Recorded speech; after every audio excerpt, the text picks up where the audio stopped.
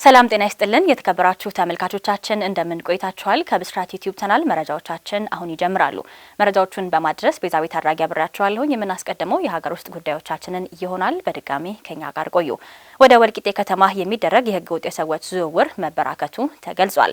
ከቀን ወደ ቀን እየጨመረ የመጣውን ህገ ወጥ የሰዎች ዝውውርን ለመከላከል እየሰራ መሆኑን የወልቂጤ ከተማና ሰራተኛ ማህበራዊ ጉዳዮች ጽህፈት ቤት አስታውቋል። የጽህፈት ቤቱ ኃላፊ ወይዘሮ አምሪያ ከድር ለብስራት ራዲዮ እንደተናገሩት ወልቂጤ ከተማ እንደ መሸጋገሪያነት ስለምትጠቅም ከሀዲያ ወላይታን ጨምሮ ከተለያዩ የሀገሪቱ ክፍሎች ወደ ከተማዋ የሚደረጉ ህገወጥ ዝውውሮችም ተበራክተዋል ሲሉ ተናግረዋል። በዚህም በዋነኛነት ተጠቂ የሆኑ ሴቶችና ህጻናት መሆናቸውን የገለጹት ኃላፊዋ በህገወጥ ደላሎች አማካኝነት ከተለያዩ አካባቢዎች ወደ ወልቂጤ ከተማ በመምጣት እዛው ከተማ ውስጥ እንዲሁም ወደ አዲስ አበባና ወደ አረብ ሀገራት በመላክ ለጉልበት ብዝበዛ ተጋላጭ እንዲሆኑ መደረጋቸውንም ነግረውናል። እነዚህ ህገወጥ ደላሎች ከህብረተሰቡ ውስጥ ያሉ በመሆናቸው ባለፉት 4 ወራት ውስጥ በተለያዩ ጊዜያትም ህብረተሰቡ ጥቆማ እንዲሰጥና የችግሩን አስከፊነት ለማስገንዘብ የግንዛቤ ማስጨበጫ ስራ ሲሰራ መቆየቱንም ተገልጿል። እርምጃ የተወሰደባቸው ደላሎች መኖራቸውን ለጣቢያቸው የተናገሩት ኃላፊዋ ይህም ተጠናክሮ ይቀጥላል ሲሉ የተናገሩ ሲሆን ህጻናቱም ወደ ቤተሰቦቻቸው የመመለስ ስራም ጽህፈት ቤቱ እንደሚሰራ አንስተዋል ስትል በባወርቅነህ ዘግባለች። ወላጅ እናቴን አጸያፊ ስድብ ሰደበብኝ በማለት ጓደኛውን በዱላ መቶ የገደለው ግለሰብ በእስራት ተቀጥቷል። በቦረና ዞን ያቤሎ ከተማ ነዋሪ የሆኑ ወጣቶች መስከረም 16 ቀን 2018 ዓ.ም የሚከበረውን የመስቀል ደመራ በዓልን በጋራ ለማክበር በመነጋገር ላይ ነበሩ። ወጣቶቹ በየቤቱ እየዞሩ በመስፈን እንኳን ከዘመን ዘመን ተሸጋገራችሁ የሚለውን ምኞት በማብሰር የሚሰጣቸውን ስጦታ በመቀበል እንዴት መጨረሻ ላይ መከፋፈል እንደሚችሉ ተነጋግረው ምሽት በየቤቱ እየዞሩ መስፈን ጀምረዋል። በዚህ ምሽት ላይ እየዞሩ እየዘፈኑና የተሰጣቸውን እየተቀበሉ እንዳለም ከምሽቱ 2 ሰዓት ላይ ከወጣቶቹ መካከል መንግስቱ ንጋቱና ገመቹ መንግስቱ መካከል አለመግባባት ይፈጠርና ወደ ስድብ እንዳመሩ ተገልጿል። ሁለቱ ወጣቶችም ለማረጋጋት ሙከራ ቢያደርጉም ሊሳካላቸው ግን አልቻለም። በዚህም መንግስቱ ስሜቱን መቆጣጠር የማይችል ነገር እንደገጠመው በሰጠው ቃል ተናግሯል።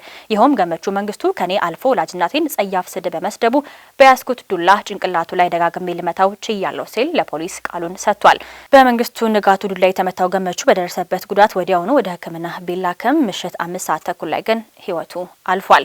ፖሊስም በወጣቶቹ መካከል የተፈጠረውን ጸብና የተከሰተውን ጉዳት ጥቆማ እንደደረሰው መንግስቱ ንጋቱን በቁጥጥር ስር በማዋል የምርመራ መዝገቡን በሆስፒታል የአስክሬን ምርመራ ውጤት ጋር በማያያዝ ለአቃቤ ሕግ አጠናክሮ ይልካል። አቃቤ ሕግም በግድያ ወንጀል ክስ መስርቷል።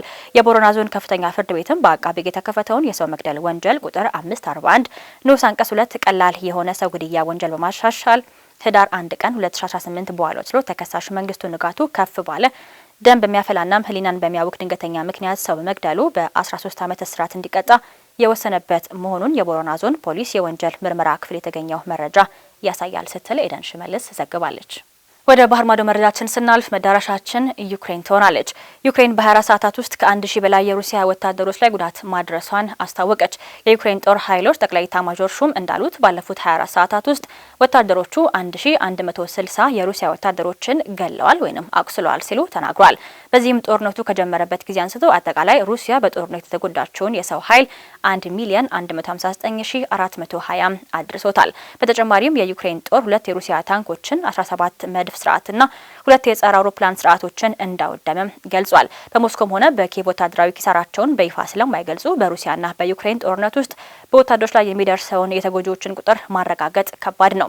እያንዳንዱ ወገን በሌላኛው ላይ የደረሰውን ኪሳራ በማጋነንም ይገልጻል። በሌላ በኩል በዩክሬን ሰሜናዊ የቼርኒየቭ ክልልና በኖሮስክ ላይ ሩሲያ በፈጸመችው የሰው አልባ አውሮፕላን ድሮን ጥቃት መኖሪያ ህንጻዎችና ሱቆች ላይ ጉዳት መድረሱን የዩክሬን ፎርም ብሔራዊ የዜና ወኪል ዘግቧል። የሳውዲ መንግስት ተቺ ጋዜጠኛ ጀማል ካሾጊ ከተገደለ ከዓመታት በኋላ የሳውዲ አረቢያ ልዑል አሜሪካ ገቡ።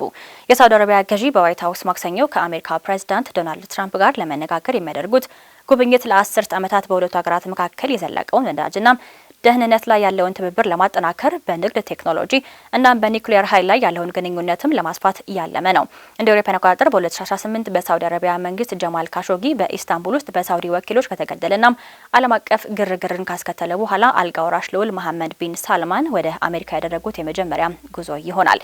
የዩናይትድ ስቴትስ የስለላ ድርጅት አልጋ ወራሹ ልዑል መሐመድ ቢን ሳልማን ታዋቂውን ተቺ የሆነውን ካሾጊን መያዝን ወይም መገደልን አጽድቀዋል ሲልም ደምድሟል። ኤምቢኤስ በሚል ስም በሰፊ የሚታወቁት አልጋ ወራሽ ልዑል ግድያውን ማዘዛቸውን አልተቀበሉም። ነገር ግን መንግስታቸው ኃላፊነቱን መወጣት እንዳለበት አምኗል። ከ7 ዓመታት በኋላ የዓለም ግዙፍ ኢኮኖሚና ነዳጅ ዘይት አምራች ሀገር መሪ ውዝግቡን ተቋጭተው ወደፊት መሄድም ይፈልጋሉ። ትራምፕ በግንቦት ወር ሳውዲ አረቢያን በጎበኙበት ወቅትም የ$600 ቢሊዮን የሳውዲ ኢንቨስትመንት ገንዘብ ለማግኘትም ይፈልጋሉ። በጉዞ ወቅትም በሳውዲ አረቢያ ስለሚፈጸሙ የሰብአዊ መብት ጉዳዮች ከመጥቀስም ተቆጥበዋል። የሳውዲ አረቢያ መሪ በአካባቢ ውጥረት ውስጥ የደህንነት ዋስትናዎችን እየፈለጉም ይገኛል። እንዲሁም የአርቲፊሻል ኢንተለጀንስ ቴክኖሎጂን ለማሳደግና በሲቪል የኒውክሌር መርሃ ግብር ላይ ስምምነት ላይ መድረስን ይፈልጋሉ። በናይፍ አረብ ዩኒቨርሲቲ ሳይንስ ዓለም አቀፍ ግንኙነት መምህር አዚዝ አልጋሺያን በካሾጊ ግድያ ላይ የተከፈተ ገጽ ግን አለ ሲሉም ተናግረዋል። የተከበራችሁ ተመልካቾቻችን ከብስራት ዩቲዩብ መረጃዎቻችን ነኝ ነበሩ። መረጃዎቹን በማድረስ ቤዛዊት አራጌ አብራችሁ ቆየኝ። የተለያዩ ፈጣን መረጃዎችን ለማግኘት የብስራት ዩቲዩብ ገጽን ላይክ፣ ሼር እንዲሁም ሰብስክራይብ ማድረግ እንዳይረሳ። መልካም ውሎ።